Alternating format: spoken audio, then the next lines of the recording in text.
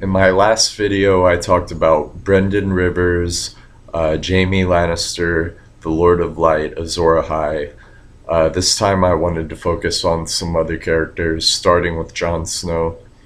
Um, Spoiler alert, if you haven't read A Dance of Dragons, don't watch this. We know that he basically gets Caesared. He gets killed by Bowen Marsh. Um, we know he's not dead. George Martin even stated in an interview with Entertainment Weekly, "Oh, you think he's dead, do you?" So, the popular theory is he warged into Ghost.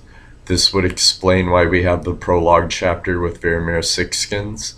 In the show, they even made a point, I think in season 2 or 3, I think 3, when Jon kills that wildling that had the crush on Ygritte, I forgot his name, he wargs into his eagle and he flies down and claws Jon's face up. So we know Jon warged into something. The popular theory is Ghost. Um, I can buy that theory. I kind of think, what if it was Woon Woon though, and George threw us a curveball, because that whole chapter was written so weirdly. And if you've read the book, I mean, if you haven't read the book, God, they're so worth reading, especially because this chapter was written in such an eerie sense. Woon Woon is a giant that came down with the wildlings once Stannis allowed them to pass. They had to accept the religion of the Lord of Light, pretend to accept it at least. And Woon Woon is freaking out. We know Woon Woon was a very gentle giant. Most of them are, I think. Um, he was fighting the Queen's Guard. I wonder, there's a part that says, from Jon's point of view chapter, he squeezed, I'm paraphrasing heavily, squeezed the man's arm, made him drop his blade. He reached for his own blade and it either wasn't there or something to that extent. Um, I kind of think, what if Woon Woon was in danger and that's when Jon warged into him? Um, the show kind of made me doubt that theory. The whole thing where they included Melisandre meeting Thoros of Myr in season 2, where she told him, "You should not have this power to revive Beric from the dead," which she did like 6 times. That implies Melisandre now knows how to revive somebody. It'll probably be Jon.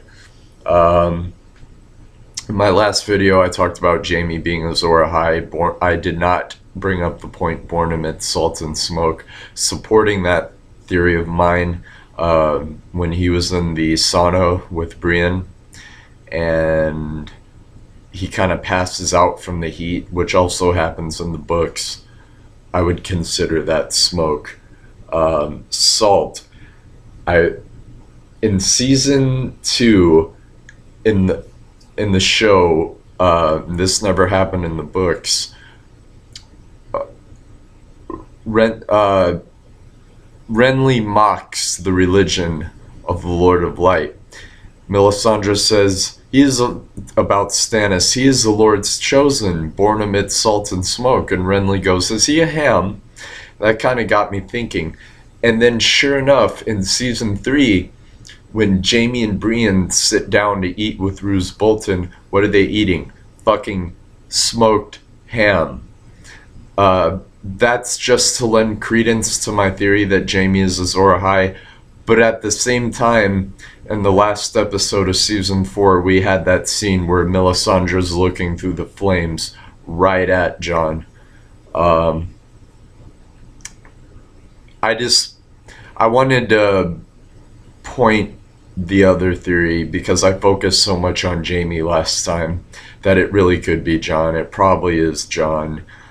George Martin has stated on the internet that, or in an interview, that yeah, there are people, fans of mine on the internet, that got it right. I'm not going to change the story for their sake. Um, what happened at the Tower of Joy Bowen Marsh, I believe, is a great Septon. We know Ned made a promise to Lyanna Stark, presumably to keep Jon's identity a secret because he is a Targaryen through and through. In A Dance with Dragons, there's a lot of talk of the crypts of Winterfell. Tony Teflon and James Johnson are of the opinion that something is going to be found down there, either Rhaegar's armor or Rhaegar's harp. I don't see that happening because why would they have... The Targaryens just got through killing Brandon Stark and Ned Stark's father. Why would they, have any Targaryen item in the crypts? That makes no sense whatsoever. I do want to give a shout out to Tony Teflon, James Johnson, and LaDonna. They're great. Their knowledge of the books is second to none. They have some great theories, especially Tony. I agree with him on most things. Stannis will win the Battle of Ice. He will use the battlefield to his advantage. The frozen lake, Ramsay will fall. Roose Bolton, I don't really know. He could be a servant of the Great Other. He could be a servant of Brendan Rivers, if he ties into my theory. Brandon Stark is a tragic character. I truly believe he will be evil. Brendan Rivers has no reason to love humanity. We don't even know why he was expelled from the Night's Watch or why his name is not on the list of Lord Commanders. He was mocked and scorned, much like Tyrion was. So I think this lends credence to my theory that Brendan Rivers and the Children of the Forest are not on the side of mankind. Cersei will win her trial. This is even supported by the fact that they made a point to show Qyburn, a character they could have easily cut, and as many characters as they have cut in the show, reviving the mountain. Having said that, even if she wins her trial, I think she's gonna burn King's Landing to the fucking ground. This would... even if the twin Targaryen theory is true, she is the daughter of Aerys. Oh, especially if the twin Targaryen theory is true, she's the daughter of Aerys. She's gonna mantle the Mad King, who was obsessed with fire, burn the fucking city to the ground, I think.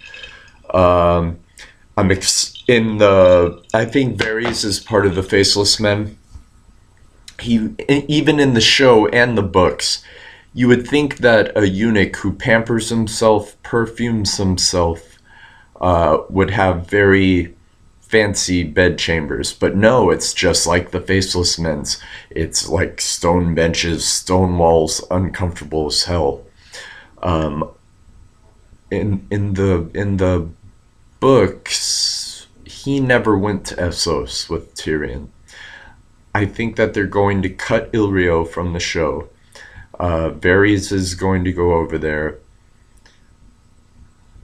because he's a Faceless Man, and I'm very much looking forward to the interactions between him, Tyrion, and Ser Jorah. I think there's going to be some great acting going on there. I'm also looking forward to Stannis and Jon dialogue in the next season. That's going to be awesome. They said they're giving Stephen Delane more screen time this season, which he definitely deserves. Along with Charles Dance, he's the best actor on the show.